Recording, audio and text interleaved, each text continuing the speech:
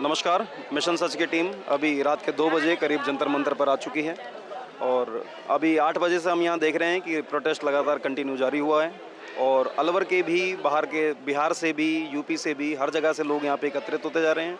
और जहाँ तक हम देख रहे हैं कि अभी भी रात के 2 बजे भी प्रोटेस्ट में बिल्कुल भी कोई कमज़ोरी नहीं आई है और 20 तारीख की लाठीचार्ज के बाद भी अब तक मतलब ऐसा नहीं लग रहा है कहीं पर भी कि ये देखिए आप अभी भी लोगों का जो है जमावड़ा यहाँ पे जुड़ता ही जा रहा है और लोग यहाँ पे आते रहे, यहाँ आते जा रहे हैं। ये देखिए अब जहाँ तक आपकी नज़र, ये अभी प्रोटेस्ट का एंट्री गेट है, जहाँ जंतर मंतर का एंट्री गेट जहाँ प्रोटेस्ट की एंट्री हो रही है और ये इससे आगे करीब 100-200 मीटर आगे से प्रोटेस्ट का एंट्री गेट है और वहाँ से लेके एंड तक आगे तक भीड़ ही भीड़ लगी हुई है जहाँ तक आप देखेंगे। और रात के 2 बजे भी लोगों के अंदर बिल्कुल भी ऐसा नहीं लग रहा है कि कोई थक गया है या फिर कोई उनमें से घर जाने को तैयार है। लोग आ भी रहे हैं तो लोग जा भी रहे हैं, लेकिन ऐसा नहीं है कि यहाँ पे भीड़ की कोई कमी रह रही हो। चल रही है, कंटिन्यू चल रही है ना। तो आप देखेंगे कि लगभग रात 3 बजे भी लोगों का बिल्कुल आना जाना रुका नहीं है। कोई अपना गाना गा के, कोई डांस करके, कोई अपने स्पीकर पर गाना बजा के, कुछ लोग नारे लगा के, हर तरीके से लोग जो है बराबर से धरना देने में लगे हुए हैं। 20 तारीख के बाद भी, लाठीचार्ज के बाद भी अब तक भी एक बार भी जो है लोगों की भीड़ में किसी तरह की कमी नहीं आई है, लोगों के हौसले में कमी नहीं आई है। आपका नाम क्या है? मेरा नाम डॉक्टर शिवम देवेंद्र यादव है। मैं फिरोजाबाद से आया हूँ। आप प्रोफेशन से डॉक्टर हैं? जी। तो आप प्रोटेस्ट का हिस्सा बनने आए? मैं वो वाला डॉक्टर नहीं हूँ, पीएचडी वाला डॉक्टर हूँ। मैं हिस्ट्री का प्रोफेसर हूँ, यूनिवर्सिटी में पढ़ाता हूँ। इतिहास की मुझे जानकारी है, इस वजह से ऐतिहासिक पल में शामिल होने के लिए आया हूँ। तो आपकी क्या मांग है प्रोटेस्ट में? मेरी मांग ये है कि छात्रों का हक उन्हें वापस मिले, क्योंकि जिस तरीके की ये सरकार है, ये सरकार एक झूठी सरकार है।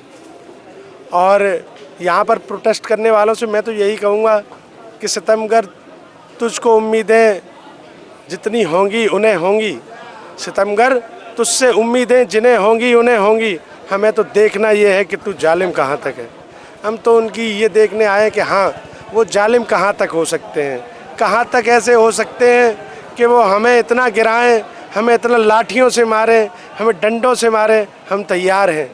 और इस बार लाठी डंडे नहीं, अगर ये वाटर कैनन जो भी ये चाहें, इस बार हम सारे के सारे लोग तैयार हैं एक लंबी लड़ाई के चक्कर में कि सफ़र में मुश्किलें आए तो हिम्मत और बढ़ती है, कोई जब रास्ता रोके तो ज़रूरत और बढ़ती है। अगर बिकने पे आ जाओ तो घट जाते हैं दाम अक्सर, ना बिकने का इरादा हो तो कीमत और बढ़ती है। और हम तो यहाँ लाठियाँ ही खाने आए हैं। हम भी देखते हैं कितनी लाठियाँ मारेंगे और कब तक मारेंगे। हम भी डट के सामना करेंगे और जब तक हमारी सुनवाई नहीं होगी तब तक लाठियाँ खाएंगे और खाते रहेंगे। और 20 तारीख को भी अभी 3 दिन हो गए और अभी तक इस्तीफे के बारे में कोई बयान नहीं आया। नहीं तो ये सरकार निकम्मी है। ये सरकार गूंगी बहरी सरकार है।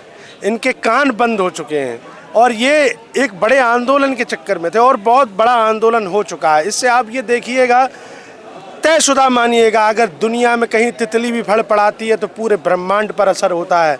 और इस प्रोटेस्ट का असर इतना बड़ा होगा कि मोदी और योगी यहाँ दिखाई नहीं देंगे। उत्तर प्रदेश से पहले जाएंगे, उसके बाद केंद्र की सत्ता से जाएंगे।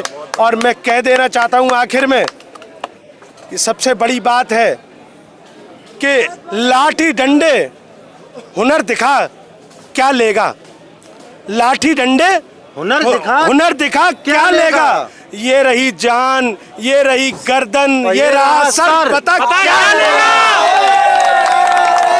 इंकलाब जिंदाबाद, जिंदाबाद, वोट चोर गद्दी छोड़। रात के 3 बज रहे हैं और रात के 3 बजे अभी भी प्रोटेस्ट में जो है लोग बागों का आना जाना लगा हुआ है। आप कहाँ से आए हैं? मैं वैसे तो मैं झांसी, पर यहाँ भी दिल्ली कानपुर रह रहा हूँ। काम करते हैं? मैं जॉब में हूँ।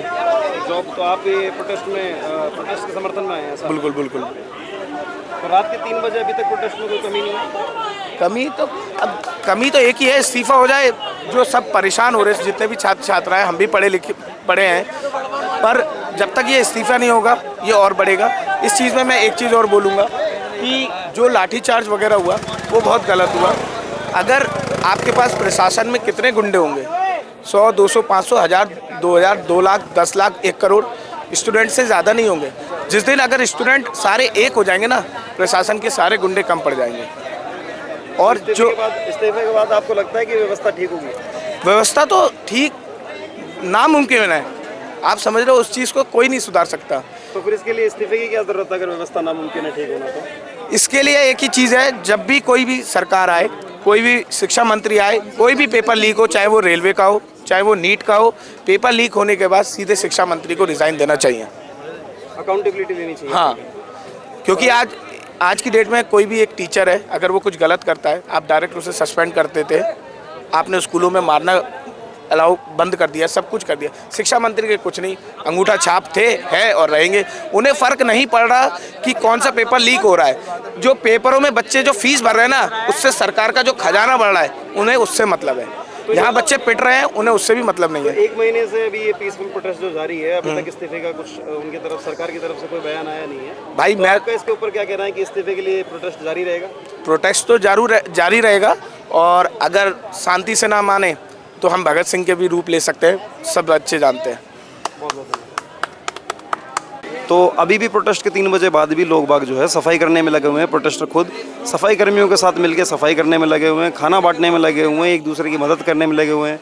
जहाँ तक पानी जिसको चाहिए पानी उसके लिए पहुँचा रहे हैं, खाना चाहिए जिसके लिए उसके लिए खाना पहुँचा रहे हैं। और अभी तक प्रोटेस्टर रात के 3 बजे तक एक दूसरे की मदद करने में और सारे वो काम करने में लगे हुए हैं जो एक दूसरे के लिए ठीक है।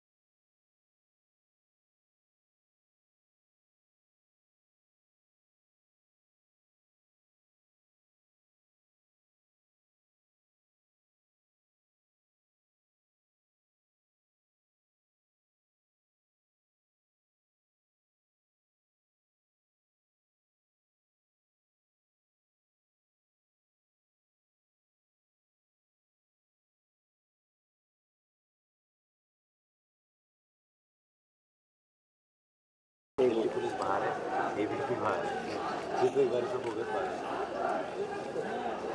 वो तो दो नंबर